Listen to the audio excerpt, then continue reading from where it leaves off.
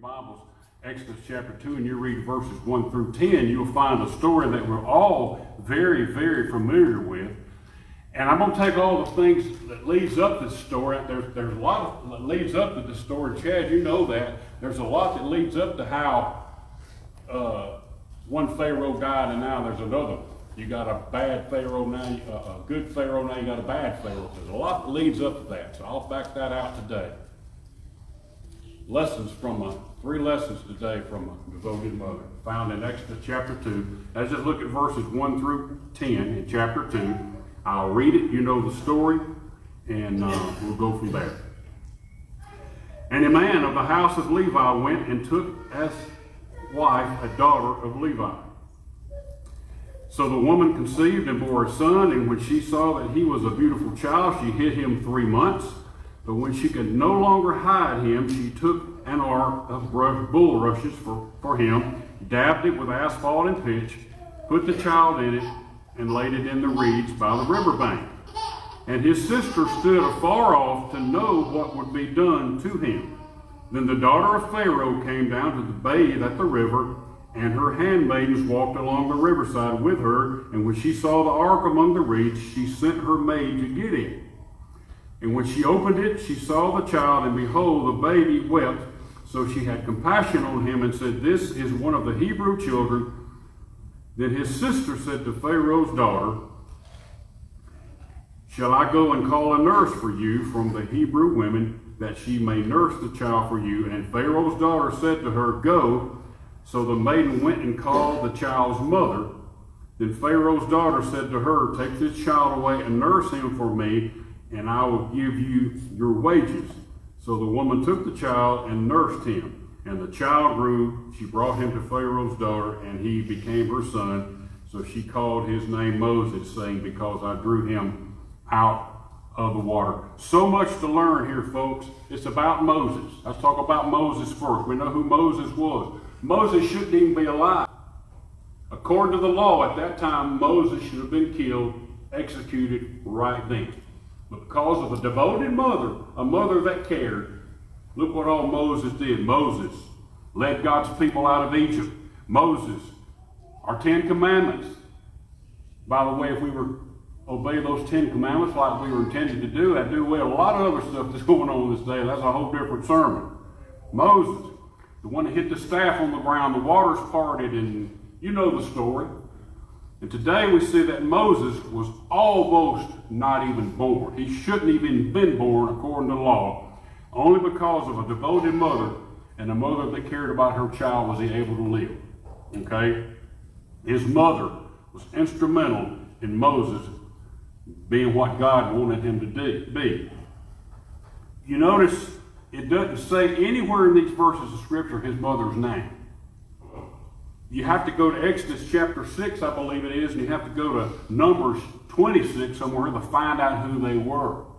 Moses' mother was named Jochebed. What I heard once. Then I heard another priest say Jochebed. It depends on where you live in Woodland Hills like me or drive 4 miles and go to Cottondale, I guess. We'll call her Jochebed today. That's Moses' mother.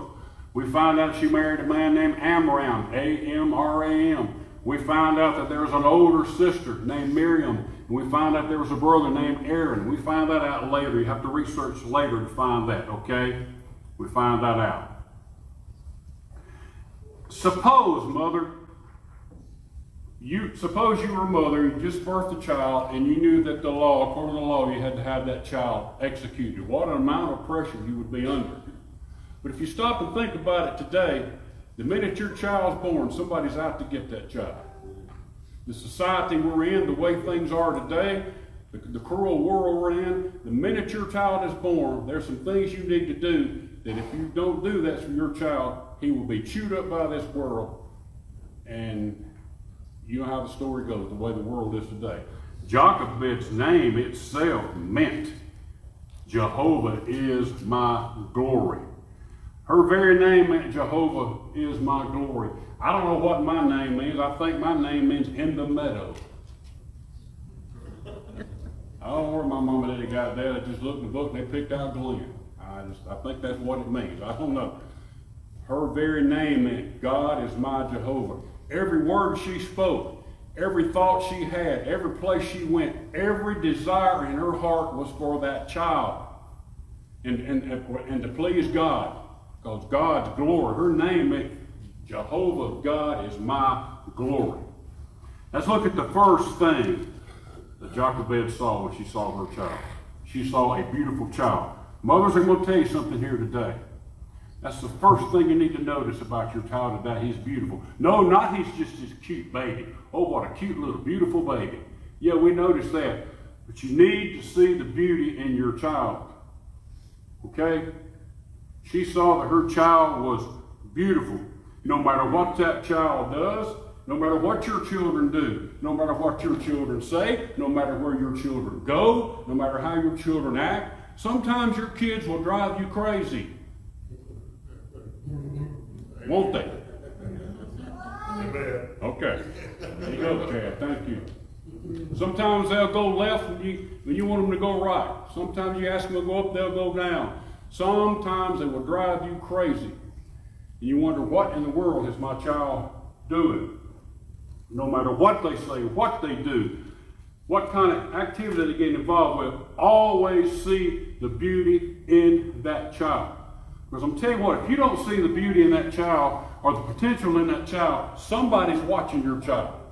Somebody can use your child to make money off of. Somebody can use your child in another way. So many things in the world your child can get involved with.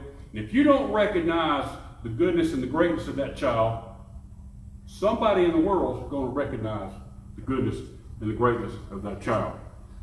Jochebed saw that her child was beautiful. Not only can you recognize that beauty now, you've got to be able to recognize that beauty as that child begins to get a little older in life. You can't just recognize them for what they are right now. So, Jochebed saw the beauty in her child. She saw the potential in your child. And we see what Moses became. What if that child had never been born? He was supposed to have been done away with right then and there.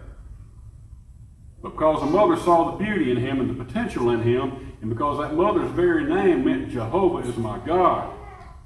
You know, a good praying mother whose all focus on her was making sure she did everything to please God, okay?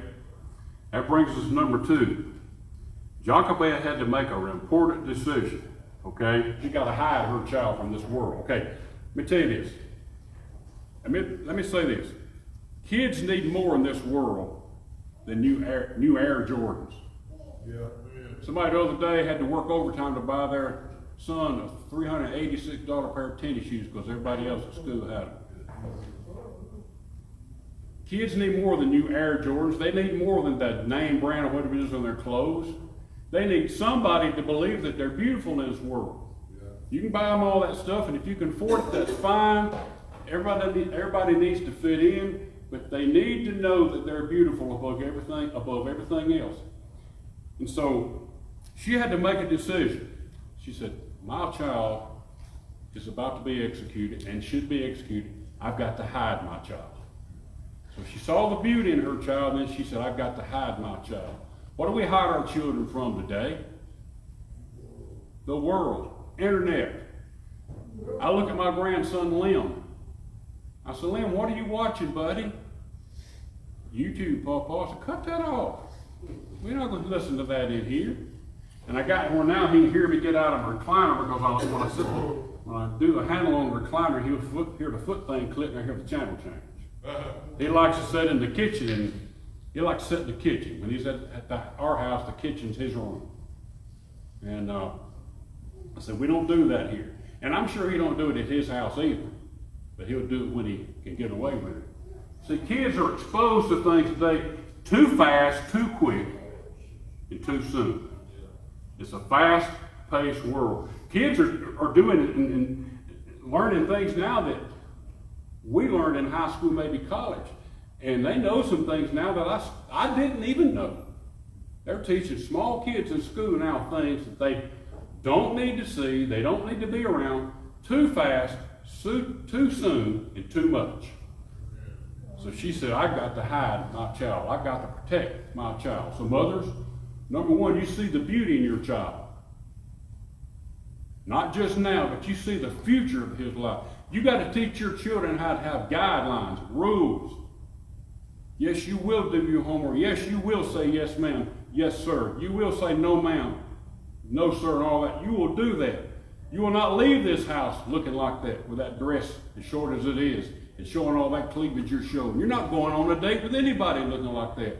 Son, you're going to pull your britches up. Nobody wants to see your drawers out in the world. They don't. They don't want to do it. You got to draw guidelines. And you see somebody in Walmart or Target. I saw some, not Target. I don't go to Target. They won't let the Salvation guy, Army guy, clean his belly anymore. So I cut them. I don't need Target. That's just me. And a little child's cutting up in Target and talking to his mama and cussing her and everything else. And she looks at me in line and says, "I'm sorry, he's just having a bad day." You got to set line. You got to set boundaries. You got to teach them authority, because if you don't teach authority, the authorities will teach them authority. It's going to happen sooner or later. So you see the beauty in your child, and when you see that beauty in your child, as they grow older, you see that beauty all through their life. No matter what they do to you, you see that beauty.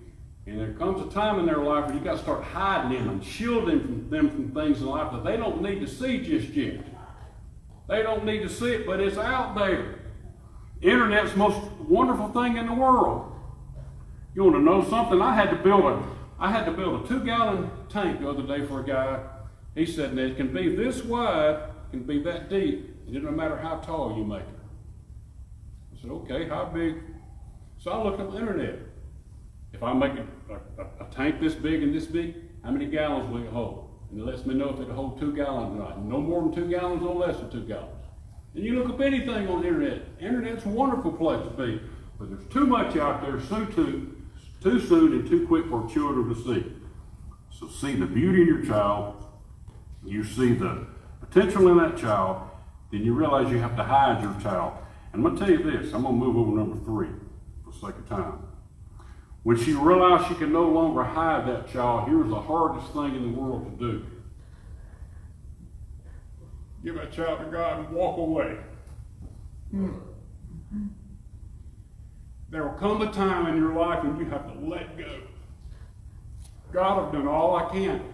I put my faith and trust in you. I've told my child he's beautiful. I've been there for my child through everything in this world. I've given him everything that I thought he needed as a mother to guide him down this pathway called life. I've tried to shield and hide my child from all these things out there that can harm him. And now, God, they're grown. I've got to let them go, God. I got to put them in your hands. And you make that's the hardest decision as a mom and a dad, is to finally realize your kids are gone and you got to let go and let God. But remember, Jochebed's name itself meant God, Jehovah God Almighty. That's what it meant. Okay, remember that. The hardest thing to do is let that child go and walk away. Because of a trusting mother, Moses had grace, okay? And that grace came in our conclusion today. I want you to look at me at how the fact that how in the world can these things come together that were about to come together? When she could no longer hide him, when she could no longer protect him, she put all her love and trust in that child and realized his beauty and protected him. She realized she could hide him no longer. That's when she built a little ark, put him in the riverbank, left him, and had to walk away. Now, what's the odds of this happening? Here's what happens when you trust in God. I'm just going to paint a quick story here, condense this down. Jochebed, Abraham had a child named Miriam. We talked about that a minute ago, a daughter. He had a brother named Aaron.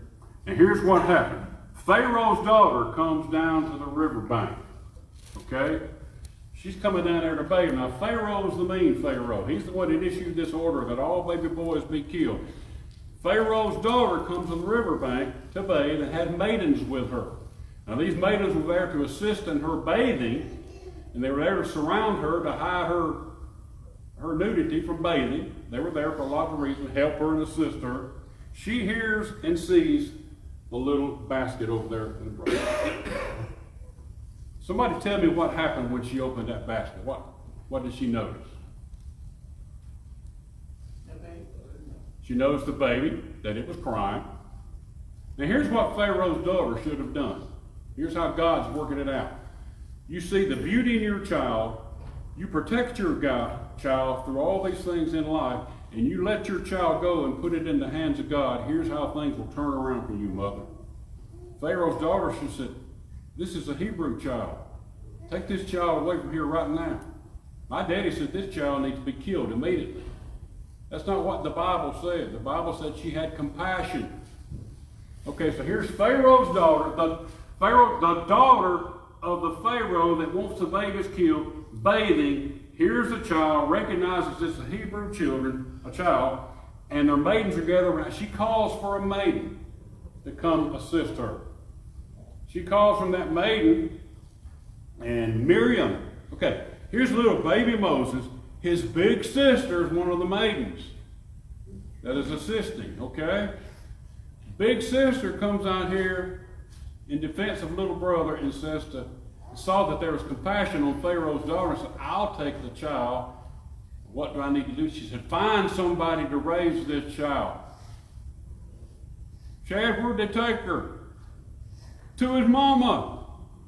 The very one that saw him, recognized him, put her faith and trust in God, saw the good and the beauty in that child, and put him in God's hands. Big sister's there at Pharaoh's daughter who found compassion in him, asked for a maiden. That maiden said, I'll find somebody to take care of him, and put him right back in God's hands. You trust in God. Give your child to God. Give your life to God. Give your child's life to God. Recognize those things in him. And here's the whole kicker to the whole story. Not only did Pharaoh's daughter have compassion, saw the handmaiden. The handmaiden was Moses' big sister. Big sister said, I'll take him, let somebody raise him. Gave him back to his mother for Jochebed to raise. And Pharaoh's daughter did what? And I'll pay you to do it. Not only will God give you back what you thought was taken from you, now she's getting paid to do it. See, Pharaoh's daughter didn't know this was his mother. Isn't it funny how you put things in God's hands and things turn around? And mothers, if you'll do that, I think my mother never saw any wrong in me, and a lot of times she should have. She never saw the wrong in me. They did everything they could to shield me, protect me from this world, and it's a lot harder to do that now than it was then. So much harder. I'm a 70-year-old man, and all this stuff was not out there too quick, too fast, too soon then. Too much. Not like it is now. But I'm going to tell you what, came back around. My mother left this world. She knew that I was in God's hands. But God will turn it around for you, mothers. And if you're out there today and, yeah, happy Mother's Day, I understand all that is happy Mother's Day. And I'm happy that you mothers are here. I appreciate everything you've done for us, the heritage you've set for us. But it's a very solemn, very serious day today because we've lost several mothers. Like I said, very quickly.